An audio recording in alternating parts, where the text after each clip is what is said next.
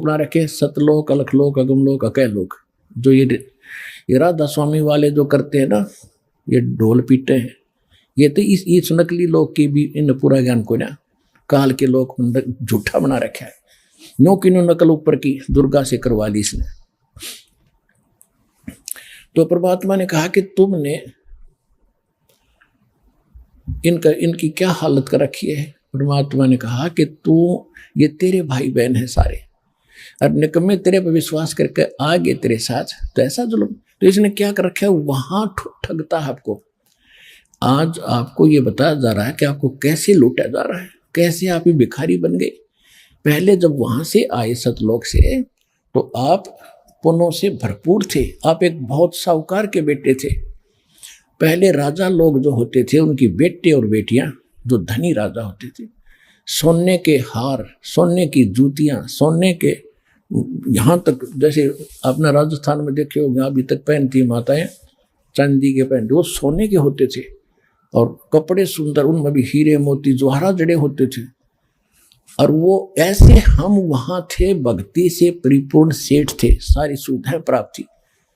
अब हम आगे उन सारे आभूषणों समेत, यानी सारी भक्ति समेत इसके साथ भाग गए। जैसे एक अमीर सेठ की लड़की उन्हीं के एक नौकर के साथ भाग गई, हमारे साथ वो बनी हुई है। अब ये उस भागने से पहले उनके जो चल रहा था विचार विमर्श, उनका पता माँ बाप को लग गया।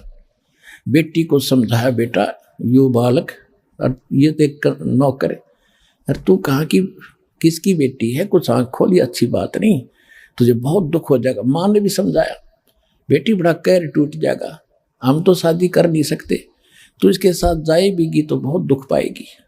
समझा दिया, हाँ माँ को नहीं जाऊंगी, नहीं जाऊंगी, ऊपर से तैसे करगी और पीछे से सारा आभूषण लेकर भागी। अब वो तो शराबी को अभी बकवादी आदमी जाकर अपना ऋण लगे कि चाहे वो जो सारा वो ले गई थी धन, पहले तो वो खर्च करवाया, शराब पीवे, उन्हें पीटे छेते, वह जान जो गिरी ना वापस।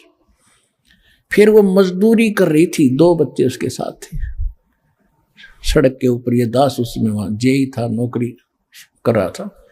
हमारा दूसरा विभाग था, सड़क पर और काम हो रहा था, वहां हम बैठे थे एक वृक्ष के नीचे। वो माई रो रही थी। मैंने पूछा, बहन क्यों रो रही है, क्या बात होगी। उसने फिर अपना सारा दुख बताया कि मैं एक बहुत बड़े सेठ की, साहूकार की बेटी थी, और जो मेरा पति है ये वहां नौकर था, और मेरे माँ ने बहुत समझाया मुझे, मेरा अकल नहीं आई, मैं इसके बाद ताम आकर इसके सारा धन लेकर भाग गई। बहुत सा धन, पहले तो धन खर्च करवाया मेरे से, मारा पीटा, 2 बालक हो गए। अब भी शराब पीता है, मुझे, मैं नौकरी या मजदूरी करती हूँ, जाते इनको छीन लेगा, टाइम पर टूक भी नहीं है, रो रही हो अपने कर्मों को। अब जब तो हमने थोड़ी सी सिंपैथी हुई, भाई हम क्या कर सके, हम भी रोजी रोटी वाले आदमी, हम तो आपको क्या दें बेटा, हम भी कुछ ज्यादा ध्यान नहीं दिया। दुख जरूर होता है ऐसी सुनकर कथाएं। तो अब मालिक का ज्ञान होने के बाद अब पता चला हमारे साथ ऐसा बना। अब ये हमें लूट रहा है, सता रहा है, हमारी ब्रेन माटी कर रहा है, मजदूरी करो, लाओ कमा कर मैं खाऊंगा। कैसे? आप पहले जो धन लेकर आए थे अपने बाप से, वो तो इसने महास्वर्ग में आपको वहां रखा ठाठ से, और आपके उस पुण्य के ऊपर इसने कमीशन रखा है, होटल बना रखा है अपनी, वहां बना खूब बढ़िया साजबाज, किसी में 25% कमीशन देता है, और पैसे जो वहां खाने पीने के ठाठ हैं, विमान हैं, वो आपकी पूंजी खर्च होती है। जब वो पूंजी समाप्त हो जाती, आपको पृथ्वी पर पटकता है कि फिर पुण्य कमाओ, फिर पुण्य कमाओ, फिर कहाँ स्वर्ग में आओ, वहां खत्म करो, फिर पाप भी साथ बनते हैं, यहाँ पर नरक में भी जाओ, जैसा करोगे वैसा ही फल मिलेगा, यहाँ कोई परिवर्तन नहीं है। अब परमात्मा ने आके बताया, होए होए, परमात्मा ने कहा, रे जालिम, ये जुल्म कर रखा तेने, हैंड टू माउथ कर दिए कि सेठ के बेटी बेटा बेटी थे, और तेने के जुल्म कर रखा है, इनसे मजदूरी कराता है, मौज तू मार रहा है, तेरे देवता मार रहे हैं, ब्रह्मा विष्णु महेश क्या है, ये भी आप कमाई कराते हैं तुमसे, इनके लोक में गए, स्वर्ग में तुम्हारी पूंजी पुण्य की खत्म हुई, इनका कमीशन फिक्स्ड है। पैसे तुम्हारे होंगे, सब होटल खोले बैठे यहाँ पर कई कंगाल देश में, लोक में, 21 ब्रह्मांड के अंदर। फिर वहां से खत्म होते फिर जाओ नीचे, जबरदस्ती फेंक देंगे। एक दिन भी ना रखे विष्णु अपने घर में, अपने श्लोक में, तुम कितना प्यारा लगता हो तुम्हें, कौन खत्म हुए, फल भाग यहाँ से, कौन रोग का बीमारी ने। तो तुम कहाँ उठोगे, उस अपने पिता के घर पर जाके, वहां फिर कोई नहीं आपको भगाएगा, सीने से लगाएगा, सारे सुख देगा। उस सतलोक चलो।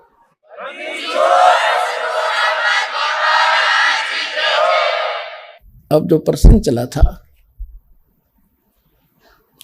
कि आप जी ठगे जा रहे हो, आप पूर्व जन्म के जो कमाइयां थी, परमात्मा कैसी दया करते हैं, जैसे प्रत्येक युग में आते हैं। सन 1398 संवत 1455 और पूर्णमासी ज्येष्ठ मास की पूर्णमासी को भगवान ऐसे प्रकट हुए थे, कमल के फूल पर शिशु रूप धारण करके काशी बनारस में लहर तारा तालाब में। वहां से एक नीरू नीमा उनको उठाकर ले गए मुसलमान दुल्हा, निसंतान थे, वहाँ उनकी परवरिश हुई और कंवारी गाय से उनकी परवरिश, दूध से उनकी परवरिश की लीला होती है, लीला ऐसी हुई।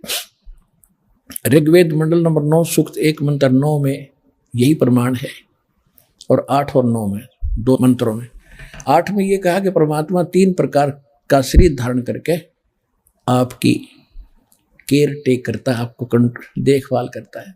इसी प्रकार ऋग्वेद मंडल नंबर 9 सूक्त 67 के मंत्र 26 में यही प्रमाण है कि हे परमात्मा, आपका 3 प्रकार का शुद्ध शरीर है, उसी को धारण करके आप हमें संभालते रहते हो। तो वो बताया गया है कि वो परमात्मा 3 प्रकार की लीला करता है। एक रूप में तो सतलोक में बैठे हैं, जब वहाँ सिंहासन के ऊपर सिर पे मुकुट है, ऊपर एक छत्र है, बहुत बड़ा गुम्बद है, गोल गोल सुंदर, सेंटर में बैठे मालिक, सफेद, बहुत गजब का रोशनी है। और एक रोम माने बाल होता है, एक रोम बाल की इतनी शोभा है, इतनी चमक है, जैसे करोड़ सूर्य करोड़ चंद्रमा मिला दे, और नर आकार है, मनुष्य दृश्य है। तो दूसरी स्थिति वो प्रत्येक युग में एक शिशु रूप धारण करके यहां आते हैं और सबको फिर धीरे धीरे वो प्रवेश करके बड़े होते हैं, फिर ज्ञान भी सुनाते हैं, अच्छे नागरिक की भूमिका करके भी सिखाते हैं। और ये भी रोल करते हैं कि इस गंदे लोक में घड़ा मत इकट्ठा करो, ये इकट्ठा करने के चक्कर में तुम जीवन नाश कर देते हो। आप विश्वास करो मेरे की तरह, जैसे मालिक ने करके दिखाया था, फिर मैं तुझे कितने सुख दूंगा। कबीर परमात्मा झोपड़ी में रहते थे, सुबह का आटा है तो शाम का शायद ना हो, और 18 लाख व्यक्तियों की चिट्ठी आ गई कि कबीर भंडारा करेगा झूठी। उन 18 लाख व्यक्तियों को 3 दिन तक भंडारा कराया मालिक ने, और लड्डू, जलेबी, कचौड़ी, पकौड़ी, दही, बड़े, दोहर, असरपी सोने की 10 ग्राम सोना प्रत्येक खाने के बाद, एक मोहर एक दोहर। परमात्मा कहते हैं कल्पे कारण कौन है, कर पूजा निकाम, निष्काम भाव से भक्ति कर, जैसे मैं बता रहा हूं, और मन इच्छा फल दूंगा जब पड़े मेरे ते काम। अब तुम विश्वास करो मेरे पर, और मैं कहूं ऐसे करो, कोई भी आपत्ति तुम पर आओगी, तुम्हें ऐसे करके दिखा दूंगा, दुनिया देखेगी।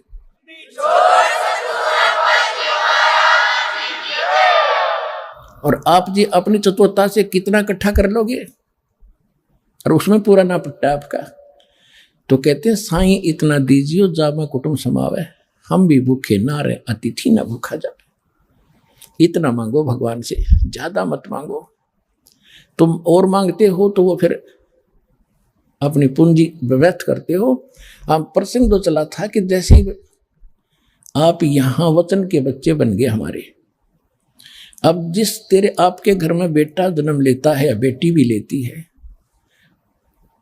उसके आने से पहले माँ के सतन में दूध नहीं होता, बाहर आते दूध दिया जाता है। ये तो भगवान का रोल।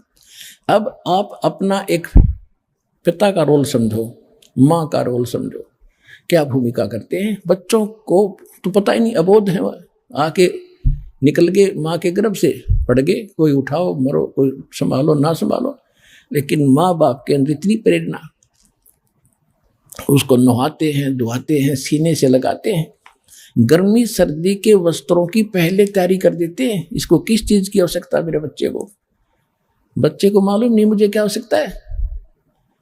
बड़ा होकर बच्चा थोड़ी बहुत जिद कर लेता है, फिर भी माँ बाप को गलत चीज उसको नहीं दिलाएंगे, वही देंगे जो उसके हित में ही होगी। अब वो आपका पिता है, आज से आप उसके बच्चे बन गए। परमात्मा कहते हैं कुल खोए कुल होत है, कुल रखे कुल जाए, राम ने कुल कुल भेंट लो, सब कुल रहा समाए। कहते हैं परमात्मा कि यदि तुम इस खानदान के चक्कर में भक्ति को नहीं अपनाओगे, कबीर साहब कहते हैं कि कुल की करनी के कारण अनसा गया बिगो, और तब ये कुल के कर लेगा जब तू चार पाया का हो। गधा बन गया, कुत्ता बनेगा, भैंस बैल बनकर धक्के खाओगा, तब ये तेरा कुल, तेरा खानदान, तेरी परंपरा तेरी क्या रक्षा करेगी। आज तुम कुल की करनी, कुल अपने खानदान में जिसमें तुम जन्मे हो, उस परंपरा का निर्वाह करते करते यदि भगवान को नहीं अपनाओगे, उन परंपराओं को छोड़ के, तो ये कुल की लाज तुम्हें फिर क्या लाभ देगी जब गधे बनकर घूम रहे होगे, गधी बनकर घूम रही होगी तुम। कुल करने के कारण हंसा गया बिगो, बिगो माने नाश कर लिया इसने अपने जीवन का, और तब ये कुल के कर लेगा जब तू चार पाया का हो। फिर क्या कहते हैं, कुल खोए कुल होत है, कुल रखे कुल जाए। कुल खोजोगे वो नकली कुल को भूल के भक्ति। भाई जो गुरु बचन पे डट गे रकट गे फंद 84 के, कट गे फंद 84 के, रकट गे फंद 84 के। भाई जो गुरु बचन पे डट गे रकट गे फंद 84 के। वस्तु मिली ठोर की ठोर, मिट गई मन पापी की दौड़।